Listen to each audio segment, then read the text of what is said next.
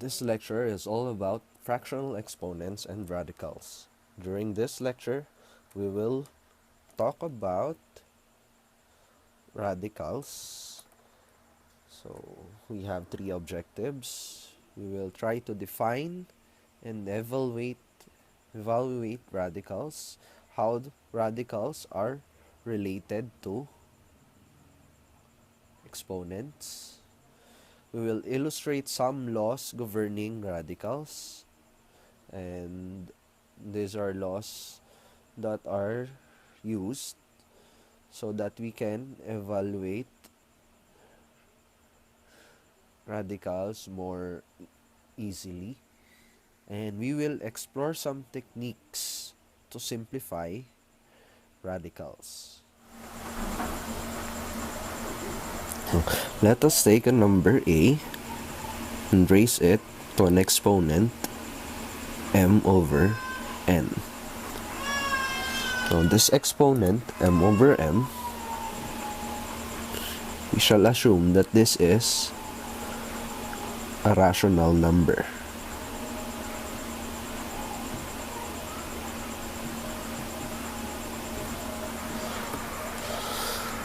So if this is true, m over n is a rational number, then we can say that a raised to m over n is equal to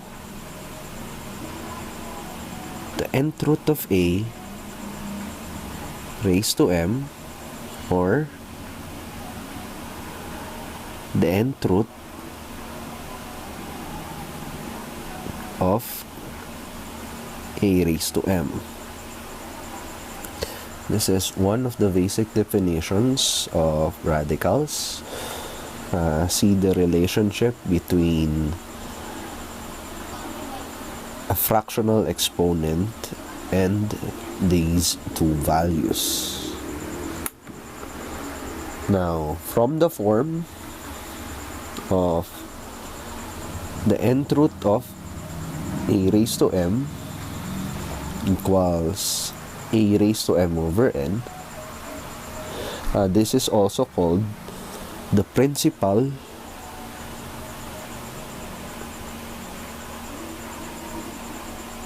nth root of a raised to m. The principal nth root of a raised to m. The numerator m indicates the power or the exponent, and the denominator, this is the power, and the denominator n indicates the root. Call it the root or order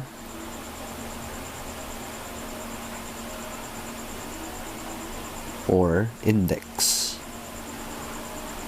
Now, you may be wondering, what are these symbols? Okay.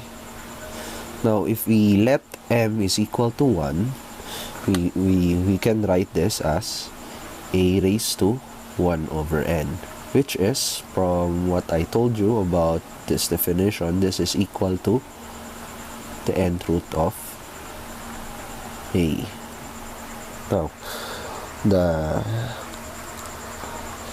this symbol,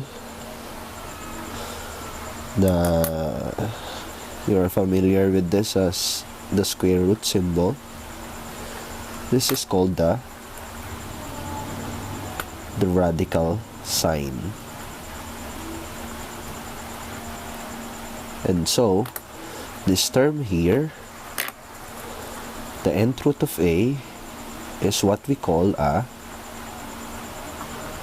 radical.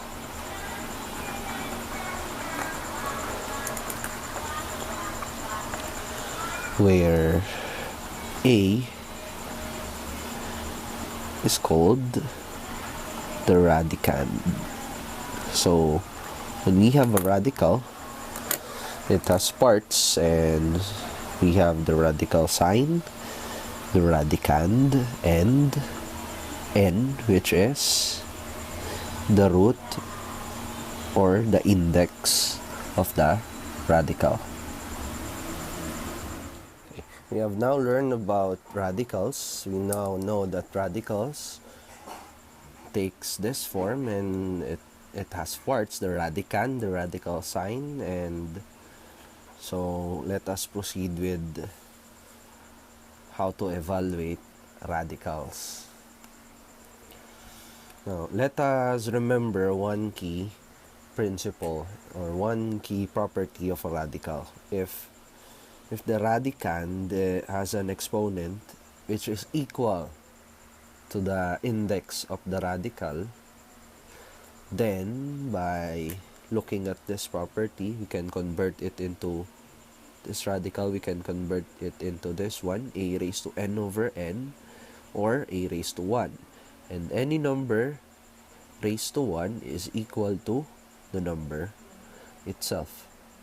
So that's why this property holds. So for example, if I take the cube root of negative 64 squared, I can solve this by seeing that negative 64 is actually equal to negative 4 cube.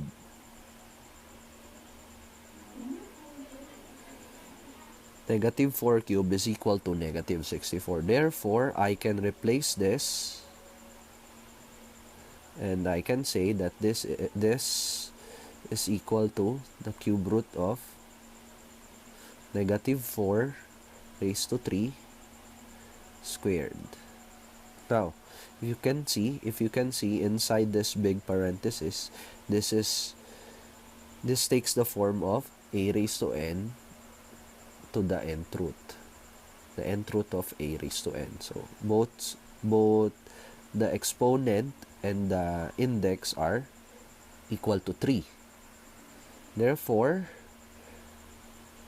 this one simplifies into negative 4 squared, and negative 4 squared is equal to 16. So 16 is the answer.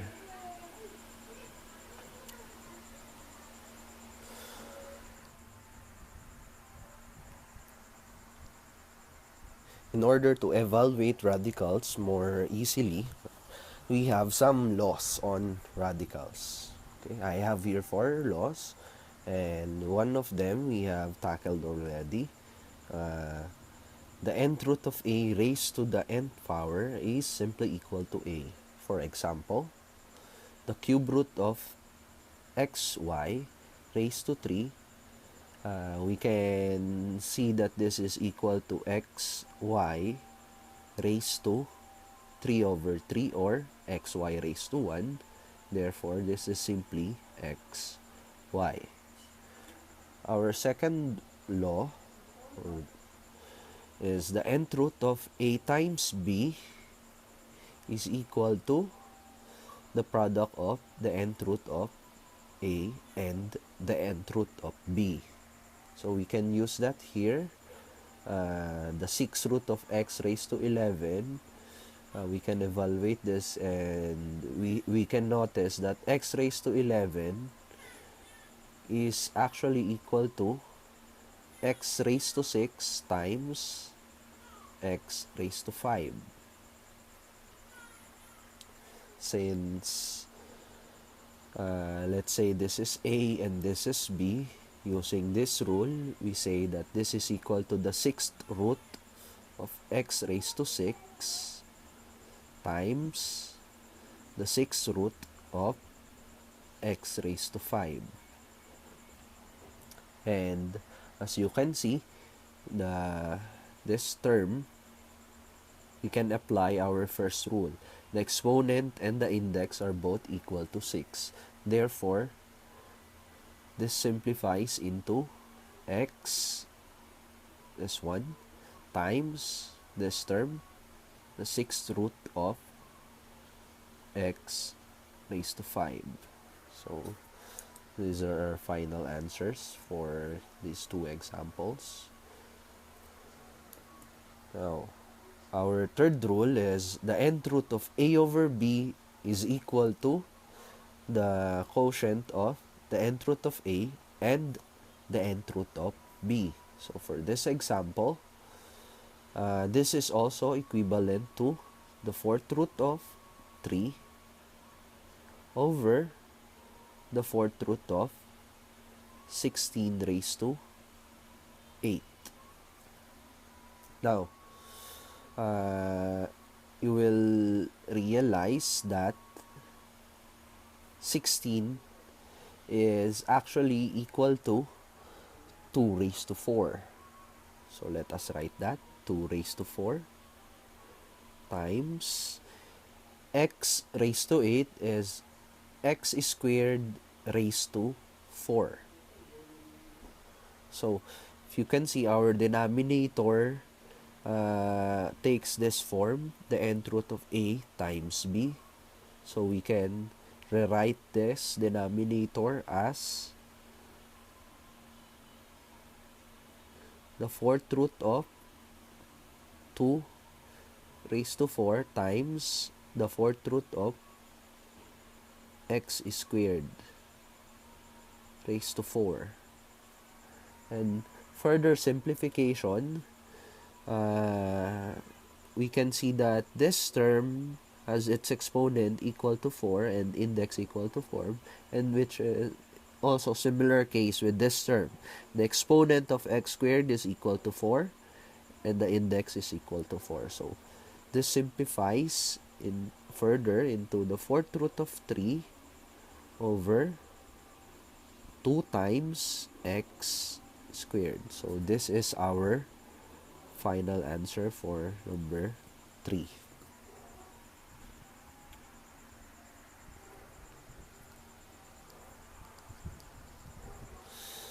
For our fourth rule, the m root of the nth root of a is equal to the mn root of a. So when taking the mth root of an nth root, we simply multiply m times a. We multiply the indices. Okay? And since multiplication is commutative, m times n is also equal to n times m. So this is also equal to n times m root of a. Multiplication is commutative. That's why from this property, we can further conclude that this is also equal to the nth root of the mth root of a. In order to see this property, let us take this example, the 6th root of a. And we know that a is 2 raised to 3. So let us write that. 6th root of 2 raised to 3. And 6 can be factored out into 2 times 3. So let us write that as 2 times 3 root of 2 cubed. And using this property, we can say that this is the second root of the third root of 2 cubed. And inside this bigger radical sign, we can apply our first property.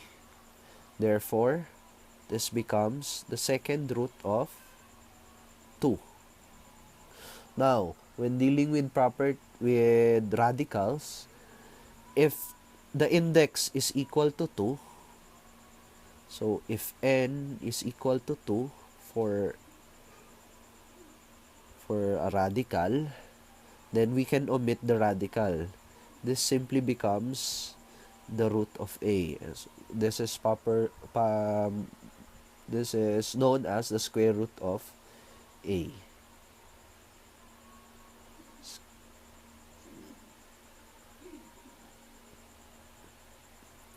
So we can write this as the square root of 2.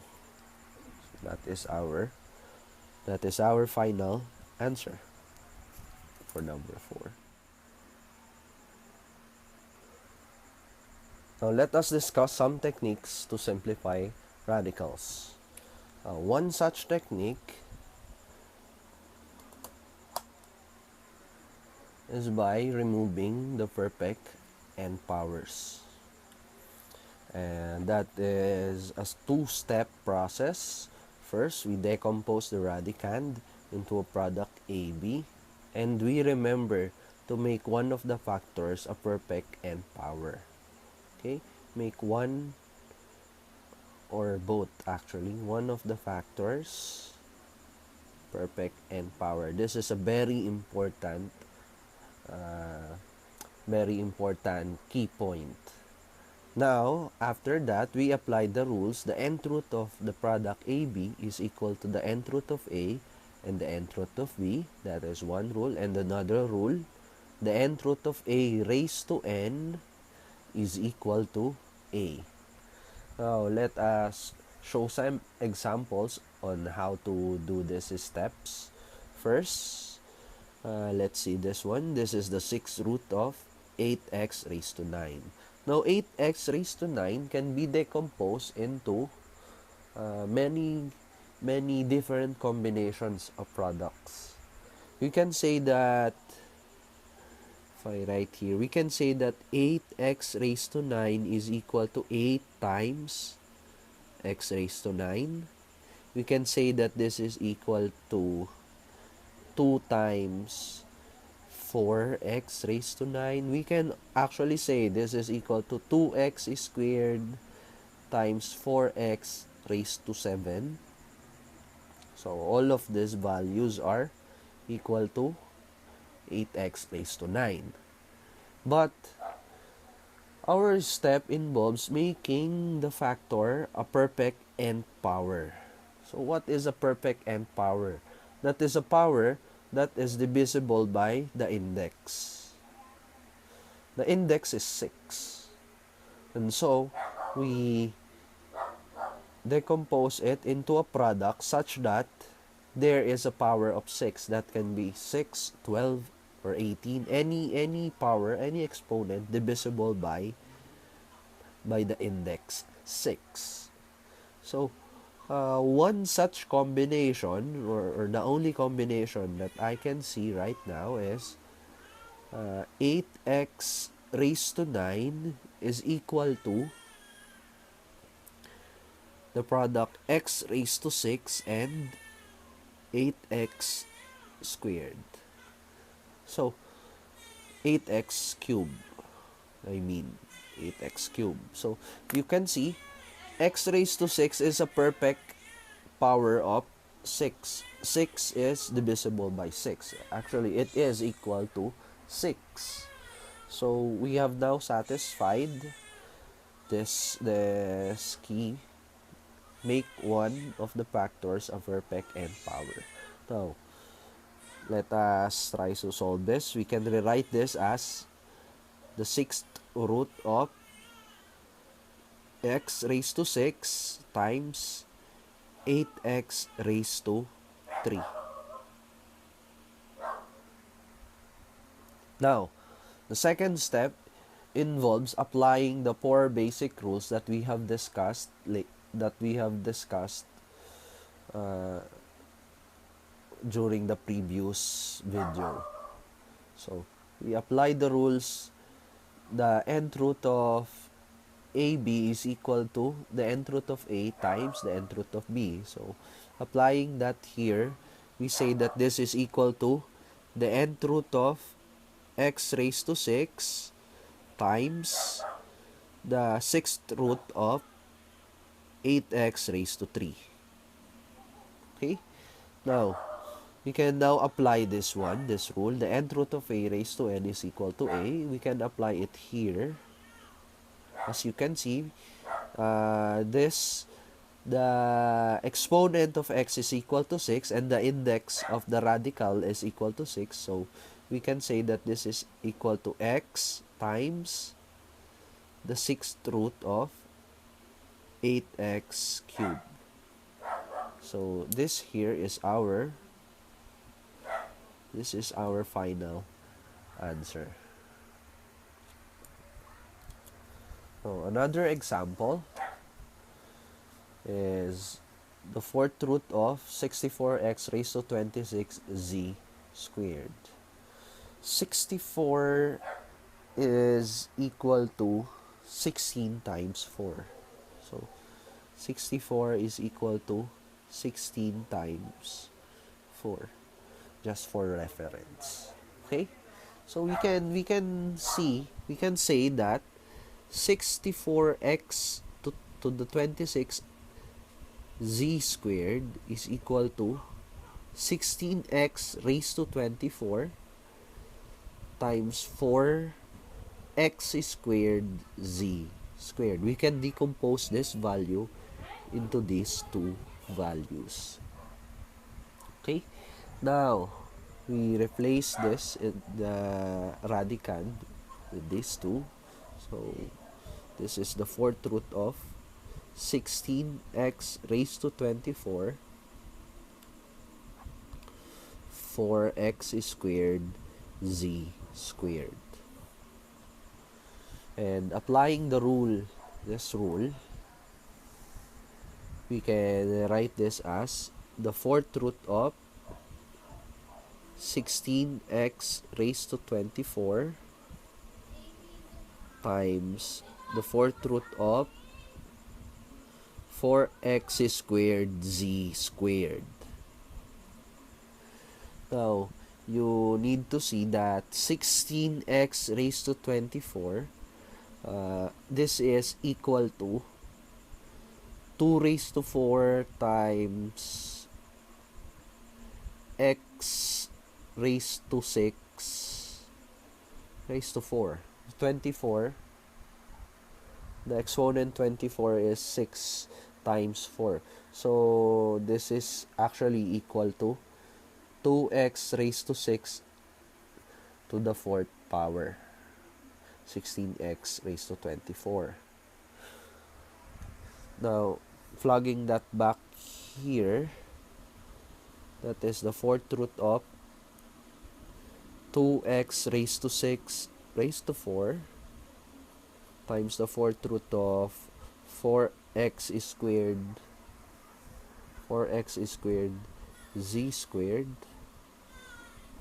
and applying the first rule here, this becomes, since the exponent and the index is equal to 4, this becomes simply 2x raised to 6 times the fourth root of 4x squared z squared. So this here is our evaluation of this radical. Another technique for simplifying radicals is by converting the radical into one exponent. So the radical becomes an exponent, an exponential form, using this property. The nth root of a raised to m is equal to a raised to the fractional exponent m over n. For example, let us have the 8th root of x raised to 6. First, we convert this into an exponential form. So this becomes x raised to 6 over 8. 6 over 8 can be reduced, and that number, that fraction, can be reduced into 3/4. So this becomes x raised to 3 over 4. Now, converting back into a radical form, this is the fourth root of x cubed. So we have now simplified our radical, and this is our answer. Let's have another example. Let's have the 8th root of 81. Let's see. 81x squared y raised to 4 z raised to 6. let's try that.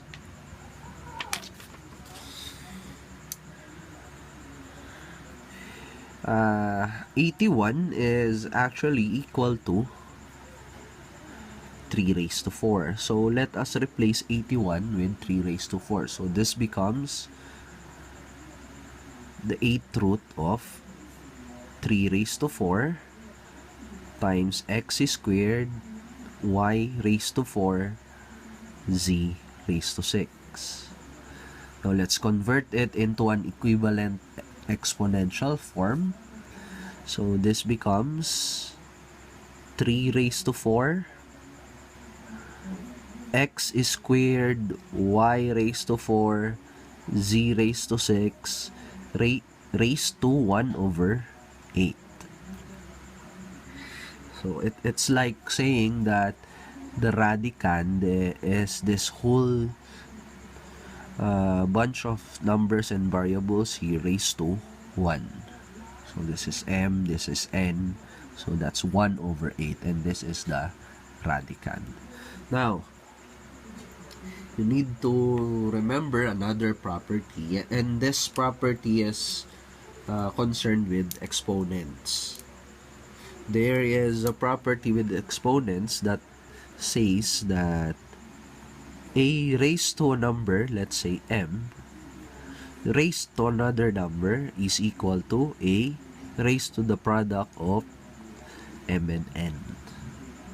So let us apply that here. So this one, let me rewrite it as 3 raised to 4 x squared y raised to 4 z raised to 6 raised to 1 8. This becomes 3 raised to 4 times 1 over 8 is 4 eighths. X raised to 2 times 1 over 8 is 2 over 8. Y raised to 4 times 1 over 8 is 4 over 8. And z raised to 6 over 8. Reducing the fractions into their lowest terms, this becomes 3 raised to 1 half x raised to 1/4 y raised to 1/2 and z raised to 3/4.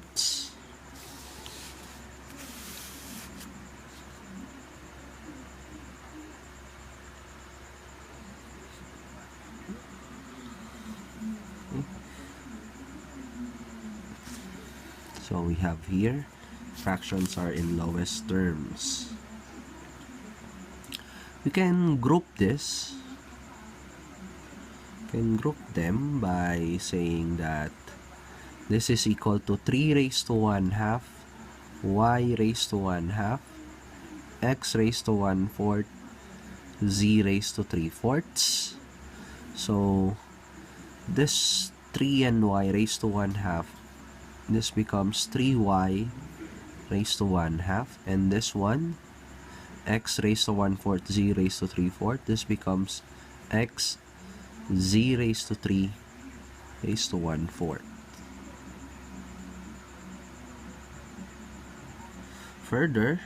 Furthermore, 1/2 is equal to 2/4, so this is 3y raised to 2/4 x z cubed raised to 1/4, and by combining them we would get 3 squared y squared x z cubed raised to 1/4, or this is equivalent to the 4th root of 3 squared is 9, and let me just rearrange the variables in alphabetical order. This is x y squared z cubed. So this is our simplified form for the given radical.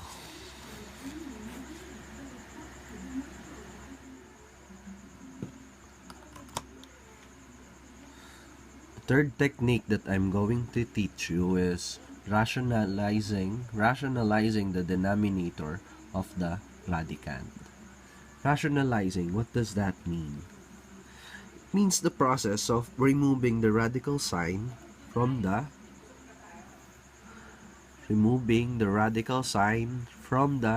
denominator. Therefore, our radical will become a whole number. Okay, now let's see an example of that. This is the cube root of 1 over 75. In order to do this, we first decompose our denominator into factors, into its prime factors. So let us do that. This is the cube root of 1 over 75 is actually 3 times 5, and 5 is 5 squared. So this is 3 times 5 squared. So as you can see, I have decomposed it into prime factors, and I do this in order to see the exponents of the factors. This is important, the exponents. Now, what I do is, inside this radical sign, I multiply it by 1. Yes, I multiply it by 1. But 1, in this case, will take a very different form. We multiply it by numbers. The denominator, let's multiply it by numbers such that its factors will become perfect n powers, or perfect powers of 3. Perfect powers of 3 means any exponent that is divisible, perfectly divisible by 3. So let us see. 3 raised to 1, in order for that to be a perfect power of 3, we need to multiply it by 3 squared.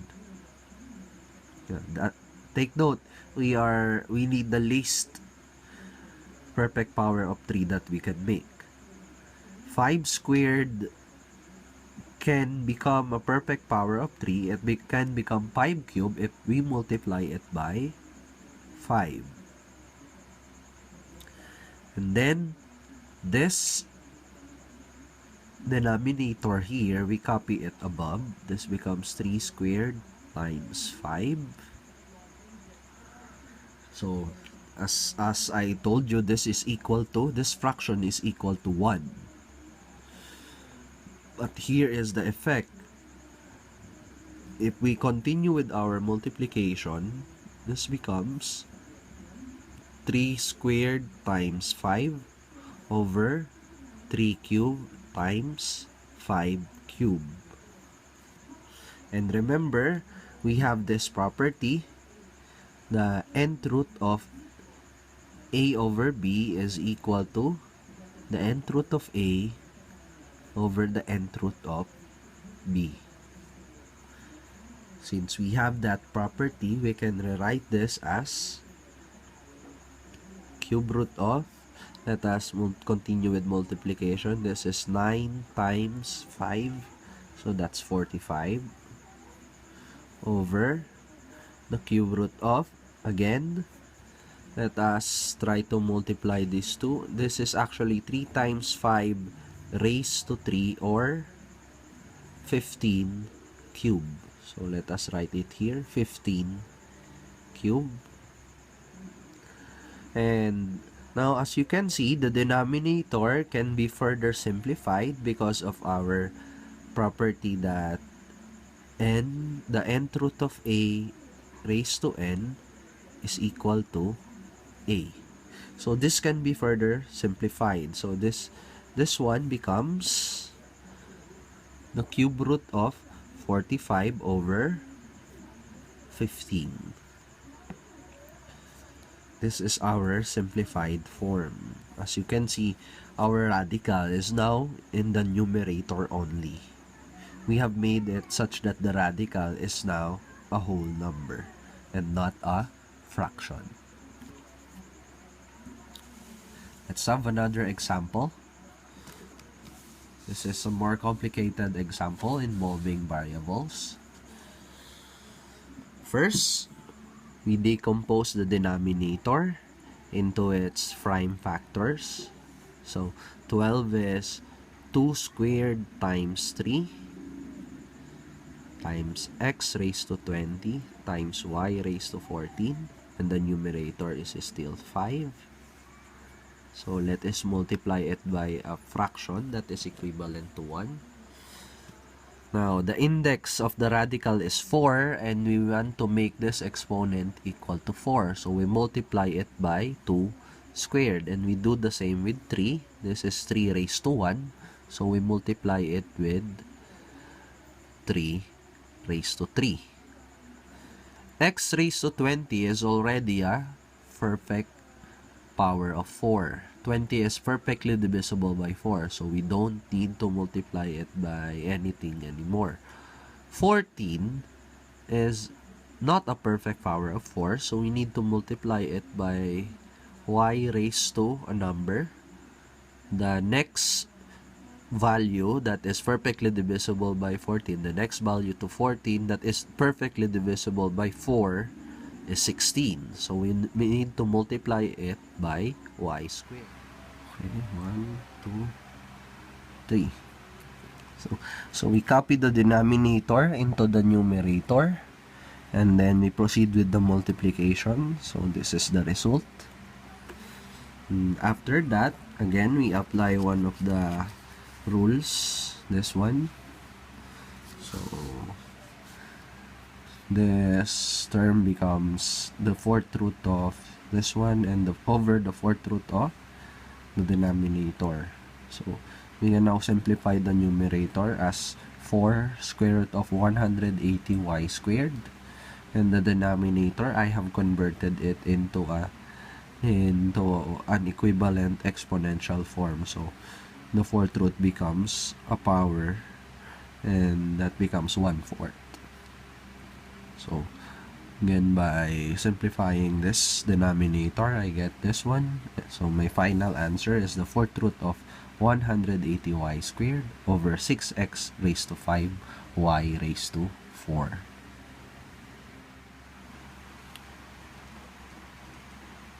That concludes our lecture for today.